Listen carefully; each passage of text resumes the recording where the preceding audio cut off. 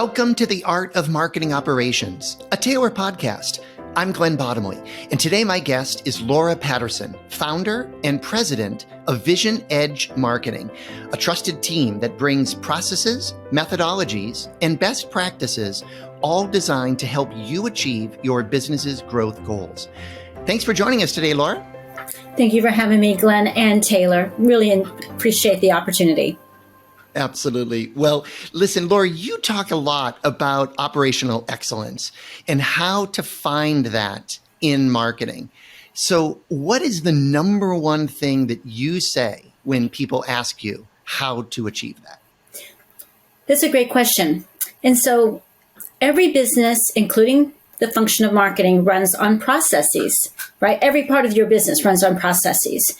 And operational excellence and marketing ops are all about being able to run more effectively and more efficiently. And that means process is at the heart of both of those. So it's all about getting your processes right. Mm-hmm, mm-hmm. And then how do you identify really which ones are the right ones? Do you follow the dollars? What's your recommendation in terms of, making sure that this process is the most efficient that it can be and it's the right one for your organization? Okay, that's another good question. And the way we like to encourage people to look at processes are revenue generating and customer facing processes versus cost reducing internally oriented processes. So if you organize your processes into those two categories, then you would want your revenue generating and customer facing processes to have a higher priority, right, than your cost reduction and internally oriented processes, right? That would make more sense. And then those processes that are where you need to gain better effectiveness, the words of Peter Drucker always resonate for me, effectiveness over efficiency, right? So start with how do we be more effective, whether that is more effective at serving customers or acquiring customers or keeping customers, whatever that might be, as opposed to how do we be more efficient at doing something. Yeah, you mentioned Drucker. One of my favorite stories from him was just this notion that when an optimal process appears, it becomes obvious. Because Yes. once when it's not optimized, it's not obvious. You think it's right, but then all of a sudden something comes in, something changes it. The process is optimized, and now it's like, well, that was obvious. And that's always really struck me, in terms of something that he, sort of always talked about in terms of your notion of effectiveness and efficiency. I think that's great. Yeah, he's one of my favorite folks to read too. I mean, certainly a wealth of wisdom that seems relevant. It's timeless. It's relevant at all times. Absolutely. Absolutely. Well, let's also talk a little bit about something else that you, I think, are very passionate about, and that is finding the right balance, of marketing operations in today's sort of MarTech forward, MarTech focused world. And I know you have sort of a view that marketing operations and executives and teams sometimes can overcompensate and go too far into focusing on just MarTech, thinking that MarTech really can sort of save the day across the board. So can you kind of talk a little bit about why and how you've seen that balance thrown off, and then how it can sort of damage a company? Okay, I'm going to be very careful not to get on my soapbox. So first of all, I am very passionate about this topic, and I do think that we have perhaps gone too far in terms of swinging the pendulum regarding MarTech and marketing ops, because I've been in marketing ops pretty much my entire career. And in those days, in the early days, we had very little technology, but in some ways, I think we did a better job of serving our organization, because marketing ops is basically the right hand, right, for the CMO, the chief revenue officer, and the chief marketing officer, the chief customer officer, wherever you want to place that function. We are the right hand. And if we're just chasing shiny toys and building out MarTech, we kind of lost our opportunity to bring the other capabilities to the organization around strategy and planning and insights from data, other things. Yes, the technology can enable that, but if we don't have a marketing ops organization with the right level of skills, and they're really just a set of skills around running the technology, then the organization will suffer because they won't have the capabilities that a fully functional marketing ops organization brings to the team. So I'm not suggesting we don't need MarTech. Certainly it makes our life a lot easier, but it's the right, to your point, balance of that. And do we have time for a very quick story? I tell this story often. I even have this story on a blog post. My father was quite a handyman, as many fathers were back in the day. And we would go to the little neighborhood hardware store. This is way before we had big, Home Depots and Lowe's stores. We go to the neighborhood store whenever he needed to get something. And I remember going with him. I was quite young. I don't know, 4, 5, 6 years old. We were in the hardware store. And back then, children kind of meandered around. Everybody knew everybody. So I was meandering around, and I don't know where I ended up. And I remember going to get my father, and I wanted to show him something. And I tugged on his hand and brought him over. And it was a bandsaw. I was quite enamored with this bandsaw. And he said, "Oh, yeah, she's a beauty." and I said, "Well, maybe we should get something like that." And I remember my father saying this to me then and many times later. That was a very nice piece of equipment. It's a very nice piece of technology. But if you don't know how to use it well, then what ends up happening is you just do damage faster. I love right? that. Yes, me too. That's a great so line. when we think about our technology and we think about our tools, we have to ask ourselves, do we have all the skills we need to use it well so that we can have it do what it's intended to do in the way it was intended to do it? Or will we just do damage faster? So I just I think that's a really kind of nice guide. I think that's really, really helpful. It's a really, really good analogy. And I think there's two things that sort of come to my mind when I think about MarTech is there are tools that specifically make a process more efficient. Where it makes something faster, something that you're doing. It allows you to complete that work more quickly, more efficiently, or potentially even being more effective at doing that using Drucker's term. And that in of itself is great. But it doesn't replace sort of the understanding of where your technology is and what it is supposed to do to understand sort of the revenue flow, like you were mentioning earlier, or the cost savings flow. But there is also technology out there that helps you re-engineer, truly transform an overall process where if you just bring the technology in just to make something faster, you might actually be making a process that is inherently inefficient, and it might actually be making that inefficiency more, quicker, but it still is inefficient. Exactly. And sometimes the technology that you need to bring in, you need to rethink how you are actually doing a process, re-engineer that process. And then the technology can help you do that. But I think that what's really salient in your comment is let's make sure that you understand the what, how you need to do something, why you're actually doing that before you sort of apply, any sort of MarTech to it. Exactly. That's exactly my point. It's doing something incorrectly faster and being more productive at doing something incorrectly isn't necessarily a good thing. So to your point, and I think this is where a lot of technology implementations, and I know we're getting off the path here, where the technology implementations become really critical, and you need to be a good critical thinker. What do we need to do before we implement this? To your point, do we have the right process in place today? Is it doing what it's supposed to do? Are we good at using it before we try to automate it? And I'm all for automation. I think that's a great thing for all of us. Productivity is really important, especially in today's environment. Many people are doing multitasking all the time, wearing multiple hats. So if we can help them have less of a burden and be more productive with the right tools, that's awesome. Well, yeah, and just even taking your father's comment even just a little bit further, in the analogy is that it's a great tool, but you could also do damage, more quickly.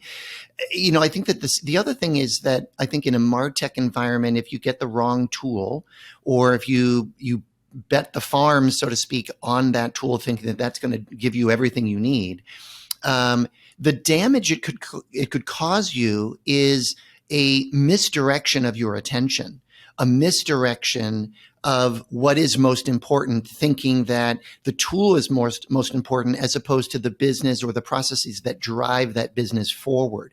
And so that might be a good segue here to think about, okay, so if we've gone a little bit too far as a discipline to MarTech, what are some of the ways that you think of that we can wind that back a bit, where marketing operations executives could sort of, refocus or rebuild to get back to a more optimal balance between, kind of pure marketing operations and MarTech?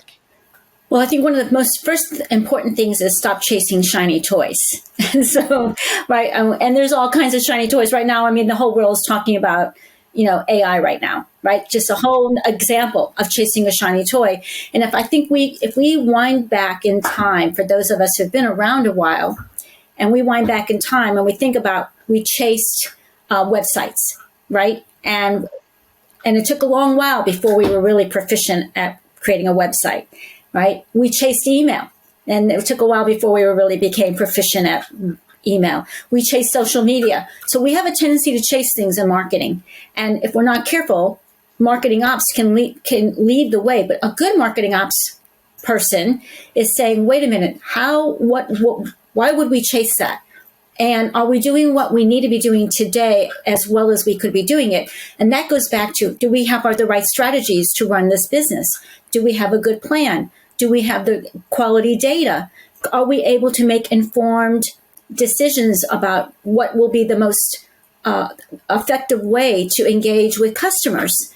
Those kinds of questions. How will this technology enable us to engage customers better, reduce the amount of effort it takes for them to engage with us, improve their ability to accelerate their buying journey? Those would be kinds of ways that the marketing ops person now steps back and begins to demonstrate more business acumen, which is the whole key role of marketing ops, is to be bring the business view to the conversation. And they do that by being able to bring the data to the conversation, the insights to the conversation, and the questions that need to be asked to the conversation. And if you're doing that, then you'll probably pull the function back more to the center. Mm-hmm.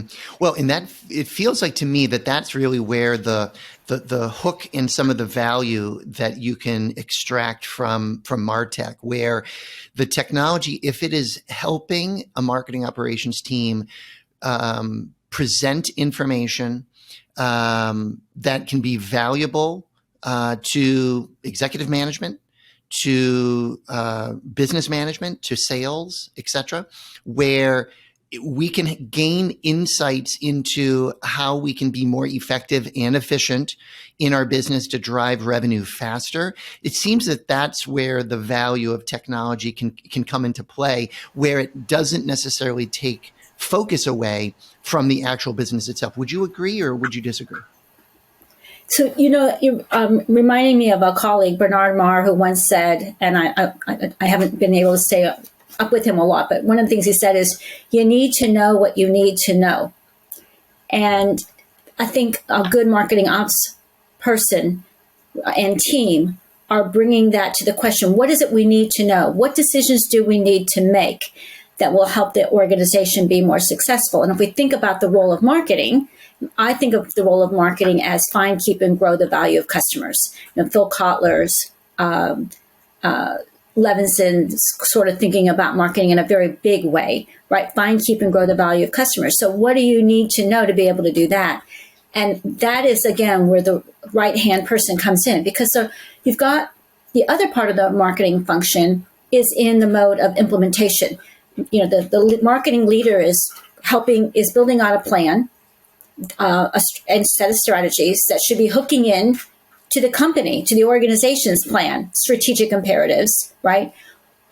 that plan and strategy should be in collaboration with and in alignment with the rest of the organization's plans, whether that is the sales organization, the customer support organization, the R&D or product development services organization. All those plans are being mobilized functionally to support the overarching plan, right? And then there's people that are on the front line in marketing that are delivering to that plan.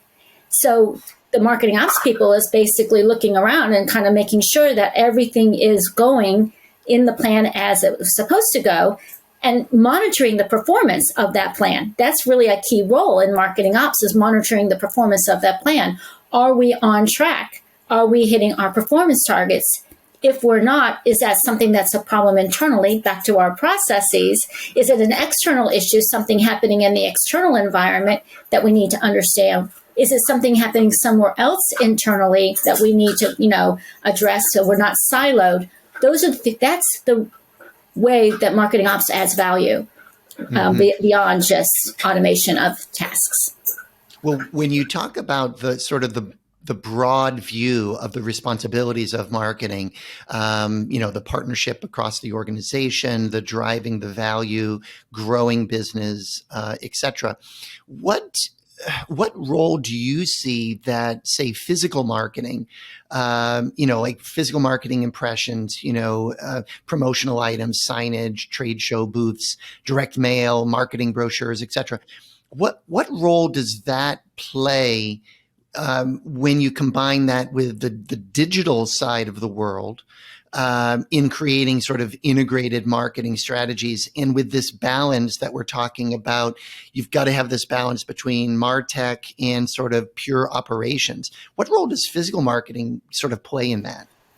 So we're back to the find, keep, and grow for a moment, right? So if you're thinking about find, keep, and grow, and you are a customer-centric organization, then you understand the customer buying journey, and not just the buying part, but the entire customer journey, all the way from the moment they become a customer and then hopefully become repeat customers, loyal customers, and advocates and members of your community. So if you understand that entire journey and you understand the touch points that need to occur and when they need to occur and in what channels those need to occur, you'll see that many things that happen aren't always happening digitally, online, right? So some of those encounters, whether that's an in-person lunch and learn inside a customer site in order to help them do a better job of leveraging the technology that you've given them, or understanding something that might be a trend or occurring in the industry they need to know, or going to a conference where they will be engaging potentially in some other way. There's all kinds of ways, or a sponsorship that you might want to have in order to connect with prospective customers. Whatever those things are, by understanding the touch points and the channel, you can see that marketing online and offline have to work together. And to your point, they create a mosaic, they're a fabric.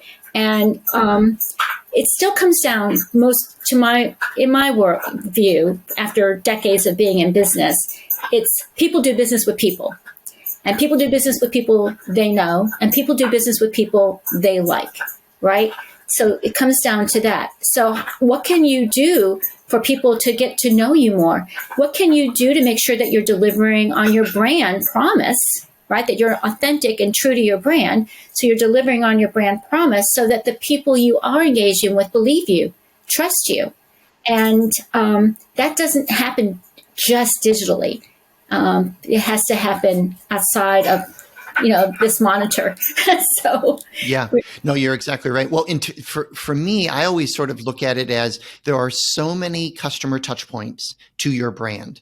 There is the physical touch points. I'm at a trade show. I'm seeing a booth. I'm getting a direct mail piece. I'm reviewing a brochure. I am reading an email. I'm going to the website. I'm opening up product packaging. There's some physical experience.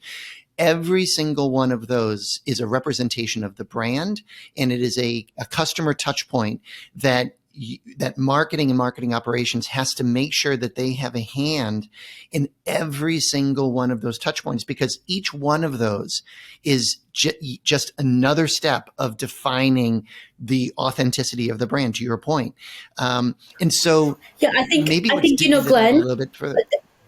Yeah, I was going to say, I think we have, and I don't want to date our conversation, but I think we all have an insight into how something offline can have huge implications to a brand. We're all watching what's going on. And it's going to be an amazing case study in a couple of years with Bud Light, right? Talk about an example of impacting not digitally, but actually physically a brand, and what it is. I mean, that organ. You know, I'm from St. Louis. I'm a huge fan of the Anheuser-Busch brands and what they did for and have done for St. Louis. And so watching this sort of thing unfold, whatever it's going to unfold as, it's a little heartbreaking to see that happening. You know, you can see both sides, you can understand it, but there is a huge example of something offline, not digitally, that is having tremendous impact on the brand and has implications to the brand authenticity. And can you just explain a little bit more, just to make sure everyone understands a little bit of the issue? For those of us who might be paying attention to this whole branding effort going on by Bud Light. So as we all know, the beer industry has certainly seen an increase in competition, whether that's from ciders and ginger beers and wine coolers, you name it, lots of competition in the beer market. And Bud hired a new marketing person to come in, and after doing some research, decided that in order to grow the brand, they might need to look at getting some different kinds of customers and engaging new customers. I have very little knowledge as to what kind of testing they did, what kind of research they did. I don't know any of that. I don't know whether they tested this, what they're thinking with existing customers. I hope so. I don't know whether they tested it with prospective customers. I hope so. I don't know whether they did a market test where they went into a small market and tested it out. I hope so. You know, these are all best practices, but I don't know. But what ended up happening is they made a pretty big commitment to a particular change in their brand, which affected everything about the brand, including the packaging of the brand. And then they rolled that out. And the existing customer base, which is essentially, you know, Bud has always been considered a working man's brew. So my father drank Bud. People that work in factories and in construction, and are drivers, for the trucking industry. You can get the idea. Many of those people are Bud Light customers and passionate about the brand, as you can imagine. And so as they began to roll out their change in the brand, that particular customer segment is like, whoa, Nellie, what did you do to my Bud? And so you've got an entire group of people who are backing away from the product. So they're actually seeing a huge decline very rapidly from their loyal base of customers before they've had a chance to grow an alternative base of customers. And they've seen huge implications to the market capitalization in billions of dollars, all in a matter of a very short window, like less than a month. So, Well, and let's dig in a little bit about just more generally brand authenticity. So from your perspective, why is brand authenticity so important, and why should a marketing operations team make sure that stays at the forefront of their activities day to day? Okay, well, we have a blog post on this, so I don't want us to spend too much time because I don't want to take away from our conversation about marketing ops. But the entire company, every part of the company is an ambassador for a brand, right? It's not just marketing's job. I want us to be clear about that. And that every part, the values of the company are reflected in the brand, or should be. And a brand is a promise. And for those of, most of us don't have time to think about a lot of different kinds of brands. And so the idea of a brand is people can make very quick decisions, purchasing decisions, right, about a brand. So if you're looking for a particular lipstick, you might be thinking about a particular set of brands. And the goal of marketing is to get their brand in front of others so it could get awareness, get people to be familiar with that brand, so to trial it in some fashion, and then eventually to have some brand preference, so to choose it, and then ultimately then to become brand loyalists, to keep buying it and to be advocates for that brand, all based around the promise of what that brand stands for. So if you change the promise and what it stands for or how it reflects the values of the people who are buying it, then you can upset your apple cart. And it's marketing's job as stewards of the brand. All of us are stewards of a brand inside a company, but to be sure that everything that marketing is doing in those customer-facing, market-facing environments reflects what the brand's promise is. So if you're going to shift that promise, you've got to do a lot of work to make sure that you're shifting the promise and the values in a way to an audience that doesn't alienate the folks that have already embraced the brand and its promise. Does that make sense? Yeah. Well, and it feels as if that, now going, I guess, maybe a little bit more broadly now about marketing and marketing conversation, it seems that obviously companies need to strive to be, sort of strategic players, strategic partners in regards to growth and their customers. And so when you think about that, and back to your comments about, find, keep, and grow, how does a marketing operations team sort of balance their activities on all three of those areas, the find, keep, and grow? Where's your best advice about, so how a team does that? That is a really good question. And a lot depends on the stage of the company. So if you're a brand new company or an early stage company, it might be very heavily slanted to find, right? Very heavily slanted to find. If you're in a market that you've been in for a very long time, it's very mature, you have the majority of the market share in particular segments, that might be a lot more about keep than it is around find. And you may be looking at what are some adjacent markets we could go into. So let's say we're in market A, and we would love to also be, in another market or two. Where might those other opportunities be? And how can I then put some find around those, right? In terms of acquiring new customers in those new segments. And at the same time, if we're already very well established in the market, we don't want to lose customers that are of value to us. Now, remember, not all customers are equal. So you may want to be thinking about which customers are really, really critical. And as you're looking at those customers, and this comes back to the value of data, what's the value, the lifetime value of each of those customers, right? That segment and those customers. So those customers that can be great referrals for you, you might want to give a little different kind of love to, and customers who maybe have the opportunity to expand your footprint or grow your share of wallet. Those are opportunities for growing. So you may want to be looking at your customers. And this is why it's so important to have really quality data. And that is, again, back to the marketing ops people being able to have an understanding of what that data needs to be, and then having technology where that data is stored and then, updated and cleansed and kept pristine. So now you can see how it all works together. Yeah, no, I think that's good. That's good. So Laura, before we wrap up today's episode, what is the main takeaway that you want to share to help understand the challenges facing marketing operations executives today? Well, I think I would say two things. Number one, marketing ops is a strategic function within marketing. That's the main takeaway. And as a strategic function, we're also an enabler. We are the right hand of the leadership of the marketing organization. So we need to be thinking strategically and have really good business acumen to support the success of the function. And that's more than technology. And that other, I guess, other side of that message would be that it's really easy to get pulled into the MarTech vortex. And so you want to be cognizant of that.